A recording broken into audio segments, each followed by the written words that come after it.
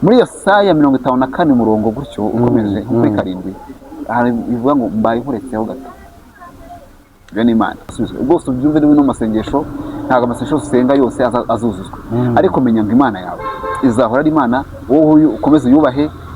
Yohana rero byaragiye apfuye atanatabawe ariko ataratabawe suko Imana itari hari, Imana ari hari.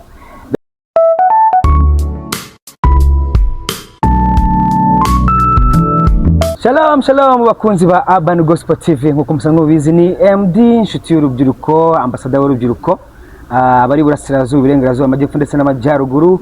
Mwese tubahaye ikaze kandi turabifuriza kugubwa neza, ndetse n'abari guta amasimbi mutugaragaza ko mudukunda. Mwese turabasuhuza, kandi abantu batari bakora subscribe mudushigikire mukore subscribe kuri Urban Gospel TV, kuko tubagezaho ibiganiro bitandukanye, ijambo ry'Imana, ndetse tunakira n'abatumirwa batandukanye. Ngira ngo murayibona n'ubu ngubu mfite umutumirwa wanje hano imbere.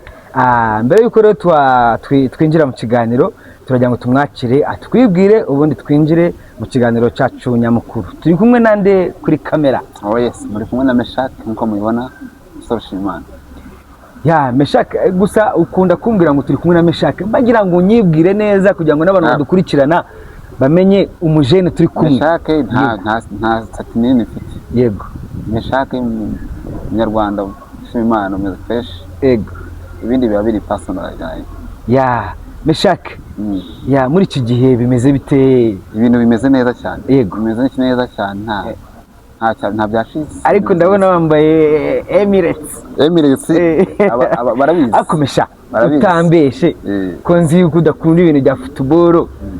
Iyo jezi wayambaye kugira ngo tumenye ko Arsenal yagiye. Baravuga ngo mw'inshuti yawe ndakubwira uriwe. Hari inshuti ifite rero ifana Arsenal. So nasanze yayivugishije ndayikunda, ntabwo abikize no ku ngufu, yarabinshishikaje. Sinakumishishikaza no kubibona nyine vibe zabyo, ntabwo ati why not na joining. Kandi ikipe yitwara neza, amushaka ko twari twaye championa ziga nayo nejo bundi twazarira kino kiganiro twarabitwaye, muzamenye ngo turi gutwa celebratingaga. So Arsenal kujyana kano kajambo visit Rwanda.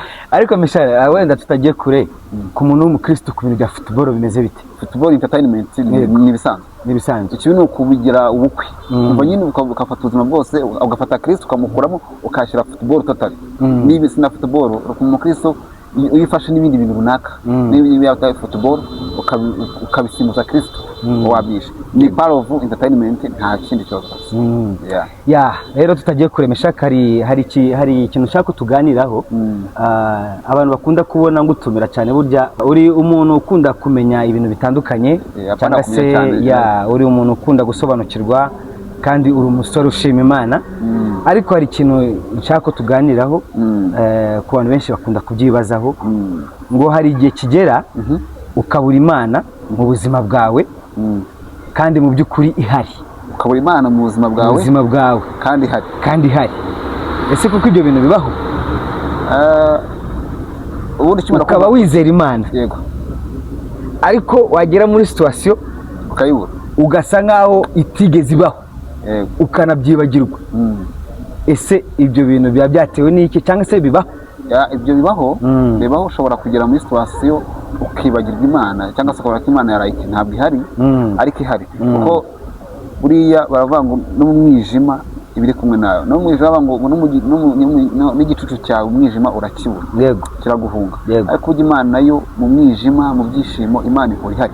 Ariko yigera wewe ntuyibone uko ushaka kwibona. Rero ariko Imana ihari, ko yigera nyine amaso yawe ntayibone, bitewe na situation urimo, bitewe n'ibintu uri gucamo, bigoye ukaba utayibona. Ariko mu by'ukuri Imana ihari igihe cyose, Imana ihari mu buzima. Ariko bibaho cyane kuko no mu biya twagiye tubona ahantu henshi abantu bagira muri situation bagatanya no kwihakana Imana.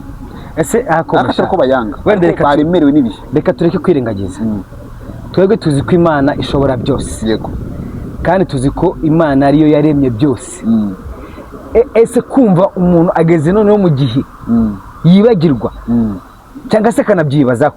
Hari nk'umusore wenda twaganira ejo bundi, arambwira ngo ari umama basengana, ngo bakunda gusengera abantu, ariko ntibabone ngo igisubizo. Se wenda njyewe nshobora kubikora ndi kubikubwira gutya, wenda ukavuga ati wenda simbisobanukiwe, wenda hari ukuntu bisobanukiweho ariko nyine yego, ariko noneho arangije arambwira ngo basenganye n'uwo mumama ngo babona ngo ntabwo iri kubasubiza, ngo barangije baravuga ngo ariko ngo Imana ngo yarashaje.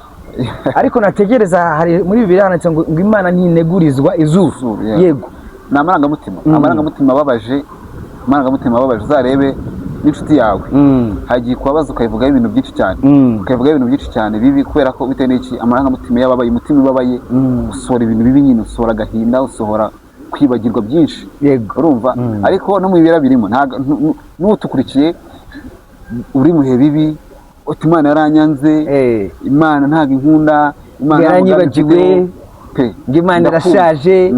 Ndakumva kuko nawe ntiwirenganye, na Imana ntabwo yakurenganya. Igihe ibintu bikugera bikakurusha imbaraga rwose, niba nawe uri muri situation, reka nkubwire ko rwose si wenyine bayo. Reka nkuhe story muri Bibiliya, muri Isezerano Rishya, umugabo witwa iri muri ahantu story ya mbere itangirira ni muri Matayo ibice 3, aho witwa Yohana Umubatiza. Yohana Umubatiza yari umuntu ubatizaga abantu. Yego, noneho bukeye akaba yabatiza, akabwira ngo nyuma yanjye hazaza undi, ntamwire ko nafungura udushumitwe. Bukeye araza, wari Yesu, araza abatiza Yesu. Akimara no kumubatiza, yego, umwuka wera araza live, uramanuka nk'uko turi aha ngaha tureba, araza, ijwi ry'Imana rivugira mu ijuru. Hari filime twagiye tubona akimara kumubatiza, inuma yaramanutse imugwaye, nk'uko ndahanga ko niraje, ni nko gukonfirima live, twe turabisoma, warabiresha amaso y'umubiri ngo nguyu mwana wanjye nkunda nkamwishimira. Urumva nyine abonye fact, noneho amukozeho. Umwe basomye muri bitabo bya Isaya, aramwiboneye, aramwikoreyeho, aramubatiza. Hari ukuntu ngo babese baba n'inshuti, uko yashatse no kwanga kumubatiza, gusoma muri Matayo ibice 3, ashaka no kwanga kumubatiza kubera ko kubona Yesu imbere yawe, kubona Imana imbere yawe, atari wari ukwiye kumubatiza. Atuye bikore kugira ngo wuzuze. Noneho aho gice cya 3 kuri Matayo 11 sasa 11 Matayo nuza Yohana aburira umwami wari watwaye umugore wa murumuna we, babiri baramufunga, agenda ava muri gereza, akagiba amakuru ngo Yesu ngo hanze wamubatije ari gukora ibitangaza ibintu byakomeye. Ati n'ibyo ati siko cyatamfunguza, amutuma abantu petit frère, tumugende mumubwirire ko mwumbarize, ese koko ni wowe cyangwa tugeze nduzaza. Nuba ngo ibaze, atangiye gushidikanya ku muntu ngo kandi yarabyiboneye, yarabyimviye anamwikoreraho, ariko atangiye kumushidikanya. Wowe hano umubatiza, umuntu ukomeye mu byo kwizera muri ibyo by'agakiza. Aho ngaho reka tubivugeho muri make situation Yohana yari arimo. Yego, we yari yizeye ko Yesu agiye kumukorera ibitangaza. Ati ari umuvuga utumwe yaravuze ngo ubundi ngo Yohana Umubatiza yafataga Yesu nka petit frère. Yego, arangije aravuga ngo ngo petit frère, aya ndajyamo mitansohoka ahita mfunguza. Baye n'abafamiliye yamushaga imyaka mike, yasibuka amezi ariko Yesu arabyihorera. No, yamutumyeho ndetse kuko yarabona maze ikigo cyamfunze, ibintu arabizi ko mfunze, ese ko nta kintu ari gukora. Cyagiye uri mu situation, Mana urayibuze ko byagenze gutyo, urabizi wari nyine BCD. None Mana bimeze bite? Ageze ariheba, aratumiza ati possible ko nibeshye. Ntago ari we, ibaza umuntu aribeshya ati ushaka ko naribeshye. Nawe udukurikiye ushaka kuvuga ati manza nsenga Imana itari nk'uko twavuze nabaheruka guha urugero ngo Imana yacu irasinziriye, yarashaje, ushaka ko yaranyanze, ushobora kuba naribeshye kwizera. Ibyo rero gucamo niho hana binyuzemo, aratumizaho Yesu, tumugere mwumbarize. Yesu aranamusubiza ngo Yesu abutuma intumwa abo yari yatumye, wabatumye se ngo tukubaze se ni we cyangwa nduzaza. Basanga hano yakoze igitaramo, igiterane ari gukiza abantu, abwa ati mwabonye inkora, mugende mwimubwire. Ipfa batwirumva, nkubizira humuka, ibirema biragenda, abarwayi barakira mureba, abakene barabwizwa ubutumwa bwiza, mugende muri byo mwabonye. Yego, so ni nko kumubwira ngo mugende mumubwire ko wa wundi ninjye, wa wundi jima, ariko stinda cyari ngiye, nubwo uri mu bibazo. Reka nanakubwira akantu gakomereye. Uwo muntu kuri cyo kiganiro uri guca mu bibazo bikomeye, warakaye umutsura ahangaha. Ndajya nkubwire ko nuza Yohana byarangiye napfuye, byarangiye muri gereza bamuciye umutwe, ntiyatabarwa. Rero nubwo wabara mu kibazo urimo, nubwo wanapfa, ariko Yohana yapfanye agahinda. Umva nkubwire hano ku isi kuba utarahaje kuba warahageze ariko misha oya mbwiza ukuri utarizanye hano oya maze mbwiza ukuri Yohana yapfanye agahinda gakomeye cyane ni kwa kuno ufite warareze umwana wawe ukamurihira bikugoye ishuri arabye afite ishaza hano hanze umwana wanjye yaramvunye ngo mwishira ngo primaire kaminuza wareva none ngo cyane nafashije umuntu none ngo ageze ahantu ngaranyibagirwa bibaho akakwibagirwa ukarinda unapfa ariko icyavuze kubwira Imana yawe ugomba kuyizera byaciyemo ukayizera bitaciyemo kuko ushaka ibintu byo gutagetinga Imana ngo ndakora iki Imana yizankorera iki ibyo ntabwo bitwa okay Yohana rero byaragiye apfuye atanatabawe ariko bataratabawe suko Imana itari hari Imana ari hari reka tubwire abantu badukurikirana kuri Urban Gospel TV ese hari ibyo waciyemo hari ibyo urimo hari ibibazo urimo humura abo bantu badukurikirana nabwira iki ni izihe nama wabagira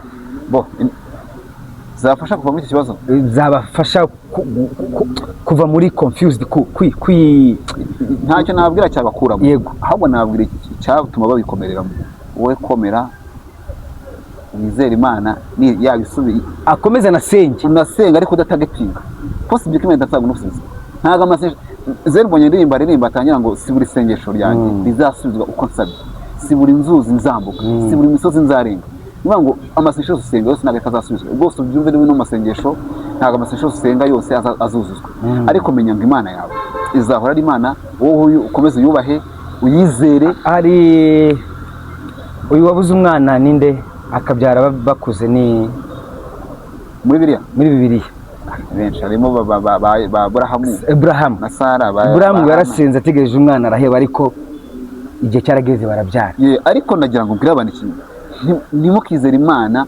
ngo muyubahe kubw'imirimo izabakorera erega kandi ntago bimeze nka telecommande kwa kundi dukanda telecommande Imana yacu ikorera mu gihe ariko ngiye cyo nshaka kubwira abantu ntukizere Imana ariko iranashoboye ko yanakora ku kanya ishobora kubikora Imana ntabwo itwimana ko dukora imitangazo Imana itwimana ko ari Imana kaza ari Imana yego Imana igutabara ni Imana itagutabaye ni Imana ibyo ngibyo ntujye n'impaka niba yanagusubije ni Imana itanagusubije izahora ari Imana aha ubwo rero tugarutse kuri iyi topic yacu ngo hari igihe kigera ukabura Imana mu buzima bwawe kandi ihari bibaho nimba ambassadors ngo ibangirihe ngo abantu babara ibiri bakavuza ngo ibiri hahantu hamwe yari iri Kristo ababazwa yego kamwihorera Yesu nibwo yaratakambye iramureka muri Yesaya 54 murongo gutyo ukomeje kuri 7 bivuga ngo mbayihuretseho gato byo ni Imana so meshake rero reka tugare ku musozo tubwira abantu batari bakora subscribe cyangwa se bakore subscribe baduhe comment cyangwa se wowe waba uri mu bihe bikomeye nk'ibyo Yohana yararimo komero shikame ibikubaho byose ubyihanganire harakaririmba ka diplomate kavuga ngo igitero cya gatatu kito mwe wavuze aravuga ngo igitero cya gatatu ngo kubutarizanya hasi excuse hano kwisinyira ni yaha ugomba kuhaba kubutaraje si impanuka si excuse ntabwo kubutarizanye ku isi watere wizanye ku isi ntabwo ari ukwitwaza ugomba kuhaba ku ngufu nukomeza kurangara abandi bazatsindira inka ikindi cyese yavuga inshuti zizagenda sigara uhagaze abavandimwe bagenda sigara uhagaze famiye kuveho sigara uhagaze urumva wowe ubwawe niwe ushobora kwirinda ikindi kandi mu mazi no mu buriro izabana natwe murakoze cyane Meshake urakoze cyane reka tugane ku musozo ni Urban Gospel TV muri kumwe na n'inshuti y'urubyiruko MD ndetse n'inshuti yacu Meshake Olivo engineer murakoze Imana iduhana umugisha nawe ubutaha murakoze cyane yego